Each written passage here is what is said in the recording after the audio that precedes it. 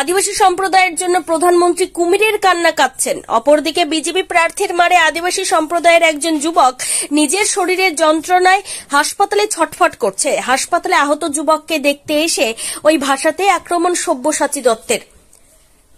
শান্তিপুরে একটি জলাশয় জায়গাকে কেন্দ্র করে আদিবাসী সম্প্রদায়ের এক যুবক, যার নাম সুব্রত মুন্ডা, তাকে মারধরের অভিযোগ ওঠে নদিয়ার রানাঘাট লোকসভা কেন্দ্রের বিজেপি প্রার্থী তথা প্রাক্তন সাংসদ জগন্নাথ সরকারের বিরুদ্ধে। ঘটনায় হাসপাতালে চিকিৎসাধীন আক্রান্ত ব্যক্তি সুব্রত মুন্ডা। এবার বৃহস্পতিবার রাতে শান্তিপুর হাসপাতালে আক্রান্ত ব্যক্তির সঙ্গে দেখা করতে এলেন তৃণমূলের প্রতিনিধি দল। এদিন সকাল থেকে সরগরম রাজ্য রাজনীতি। জমি বিবাদকে কেন্দ্র করে প্রাক্তন সাংসদ জগন্নাথ সরকার অভিযোগ করেছিলেন আদিবাসী সম্প্রদায়ভুক্ত মানুষজন তার উপর আক্রমণ করে এবং তার গাড়ি ভাঙচুর করে। পরবর্তীতে দেখা যায় যে আদিবাসী পরিবারের এক যুবক, এক মহিলা আক্রান্ত হয়েছেন জগন্নাথ সরকারের নিরাপত্তা রক্ষীদের হাতে। আর তাতেই পথ অবরোধ, বিক্ষোভ শুরু করেছিল তৃণমূল কংগ্রেস। এবার তৃণমূল কংগ্রেসের পক্ষ থেকে আক্রান্ত সুব্রত মুন্ডার সঙ্গে দেখা করতে এলেন তৃণমূলের প্রতিনিধি দল। এদিনের এই প্রতিনিধি দলে উপস্থিত ছিলেন নদিয়া জেলা পরিষদের সভাধিপতি তারান্নুম সুলতানা মীর, রানাঘাট দক্ষিণ সাংগঠনিক জেলা তৃণমূল সভাপতি দেবাশিস গাঙ্গুলি,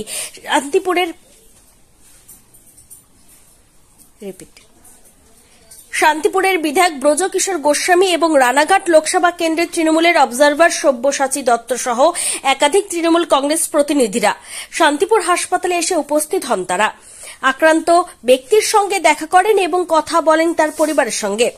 যদিও সাংবাদিকদের মুখোমুখি হয়ে সব্যসাচী দত্ত জানান, বলতে লজ্জা লাগছে, একজন আদিবাসী সম্প্রদায়ের মানুষের সাথে এরকম নির্মমভাবে আঘাত হানা হয়েছে। আমরা কোনোদিনই বলছি না আক্রান্ত ব্যক্তি তৃণমূলের কর্মী, তবে আদিবাসী সম্প্রদায়ের জন্য যখন প্রধানমন্ত্রী নরেন্দ্র মোদী কুমিরের কান্না কাঁদছে, অপরদিকে তারই সংসদ তার দেহরক্ষীদের দিয়ে এবং নিজে লাথি মেরে আদিবাসী সম্প্রদায়ের মানুষজনদের আঘাত করছে। আমরা বলে রাখি, যদি এই কাজ কেন্দ্রীয় বাহিনী করে থাকে তাহলে তৃণমূল কংগ্রেসের প্রত্যেকটা সৈনিক বুক চিতিয়ে দাঁড়াবে এবং প্রতিবাদ করবে। যদি ক্ষমতা থাকে কেন্দ্রীয় বাহিনী দেখা কটা গুলি বন্দুকে আছে। অপরদিকে বিধায়ক ব্রজকিশোর গোস্বামী জানান, বলতে লজ্জা লাগছে, চোখে জল আসছে। এটাই হয়তো বিজেপি আর এটাই হলো মোদির গ্যারান্টি। যদিও তৃণমূলের পক্ষ থেকে জানানো হয়েছে আগামীকাল এই ঘটনা নির্বাচন কমিশনের দপ্তরে লিখিত আকারে অভিযোগ করা হবে।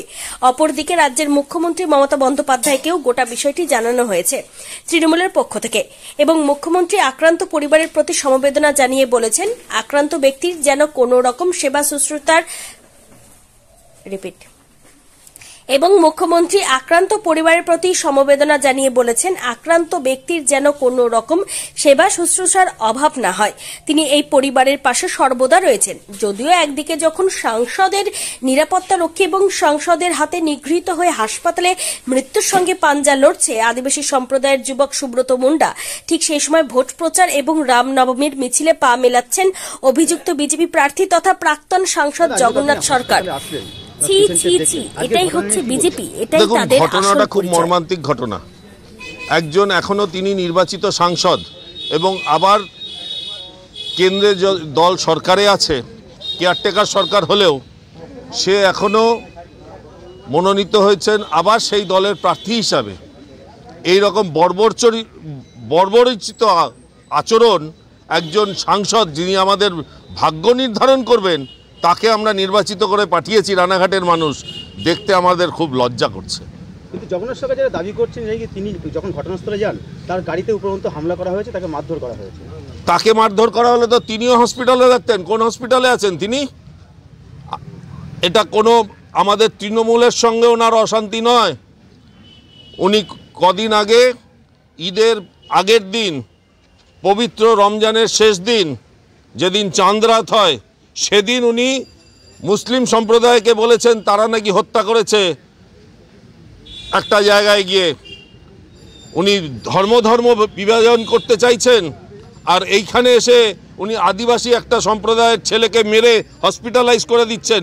উনি আর ওনার কেন্দ্রীয় বাহিনী এসছে কি এই করতে? আমি এখন নির্বাচন কমিশনকে আপনাদের মাধ্যমে জিজ্ঞেস করছি এবং কালকে আমরা ইসিআইকে লিখিত আকারে দেব, এই যদি কেন্দ্রীয় বাহিনীর ভূমিকা হয় তাহলে কেন্দ্রীয় বাহিনী কি আমাদের এখানে মেরে ফেলতে এসছে? আমরা সবাই বুক চিতিয়ে দাঁড়াবো। আমার জেলা পরিষদের সভাধিপতি মাইনরিটি, আমার এখানের এমএলএ হিন্দু ধর্মের ধ্বজা মহিলা সভানেত্রী, জেলা পরিষদ, আমার জেলার সভাপতি, সবাই আমরা এখানে বুক চিতিয়ে দাঁড়াবো, দেখবো কেন্দ্রীয় বাহিনীর কত গুলি আছে। যিনি আক্রান্ত সে তো আমার তৃণমূল বলছি না, সে একজন আদিবাসী সম্প্রদায়ের মানুষ, তাকে মেরে সে নিজে বলছে সে হসপিটালে কাতরাচ্ছে। আপনারা তো দেখলেন। আপনাদের মিডিয়া এখন কি দেখাবে সেটা আমি জানি না, সেটা আপনাদের হাউস ঠিক করবে, কারণ কেন্দ্রের পয়সার ব্যাপার আছে আপনাদের। দাদা একটি বিষয়, যেহেতু উনি প্রার্থী সেহেতু কি নির্বাচনী কোনো বিধি লঙ্ঘন বা এখনো তো প্রার্থী হননি, প্রার্থী মনোনয়ন দিয়েছে বিজেপি, সিম্বল জমা হোক, তারপরে তো এগুলো সব পেছনে দেবো। দলীয়ভাবে কি আপনারা কোনো ব্যবস্থা নিতে চলেছেন? দেখুন, এটা দলের ব্যাপার নয়। আদিবাসী সম্প্রদায়ের যা মাননীয় প্রধানমন্ত্রী নরেন্দ্র মোদী এসে আদিবাসীর কুমিরের কান্না কাঁদছেন, আর আজকে আদিবাসী সম্প্রদায়ের ছেলে নিজের শরীরের যন্ত্রণায় আর্তনাদ করছে। দাদা ওনার ক্ষেত্রে উনি একাধিকবার বলছেন যে এর আগেও নাকি এরকমভাবে ওনাকে মানে আঘাত করা হয়েছে, হুমকি দেওয়া হয়েছে, তো সেক্ষেত্রে দল এভাবে আপনারা পাশে দাঁড়িয়েছিলেন নাকি? নিশ্চয়ই নিশ্চয়ই। এবং ঘটনা হচ্ছে আজকে তো একদম চরম আকার ধারণ করেছে। ও খুব শক্ত সমর্থ ছেলে বলে আজকে টিকে আছে, আমরা হলে এখন হয়তো টিকে থাকতে পারতাম না। এই বিষয়ে দল আগামী দিনে কোনো আন্দোলন বা কিছু সিদ্ধান্ত? আদিবাসী সম্প্রদায়ের কাছে আমি অনুরোধ করব, এটা দলের ব্যাপার নয়। আদিবাসী সম্প্রদায় দেখুক প্রধানমন্ত্রী বলছেন মোদির গ্যারান্টি, আর তার এমপি এসে আদিবাসীকে নিজে লাথি মেরে আর তার সিআরপিএফকে দিয়ে সিআইএসএফকে দিয়ে মেরে হসপিটালাইজ করে দিয়েছে, মৃত্যুর সঙ্গে পাঞ্জা লড়ছে। আপনাদের সামনে ডাক্তার বলছে ওর মাথায় চোট আছে, সিটি স্ক্যান করতে হবে। পরিবারের সাথে কথা বলেছেন? হ্যাঁ, পরিবারের সঙ্গে কথা বলেছি, মাননীয় মুখ্যমন্ত্রীকে আমি জানিয়েছি। উনি বলেছেন, আমি এখন মাননীয় মুখ্যমন্ত্রী নর্থ বেঙ্গলে ইসলামপুরে আছেন, উনি বলেছেন সব্যসাচী যত ধরনের সহযোগিতা যদি দরকার পড়ে, এখানে চিকিৎসা যথেষ্ট উন্নত, আমরা আশা রাখছি। যদি অসুবিধা হয় পেশেন্টের ভগবানের কাছে প্রার্থনা করব যেন অসুবিধা না হয়, যদি অসুবিধা হয় আমরা কলকাতায় ট্রান্সফার করাবো।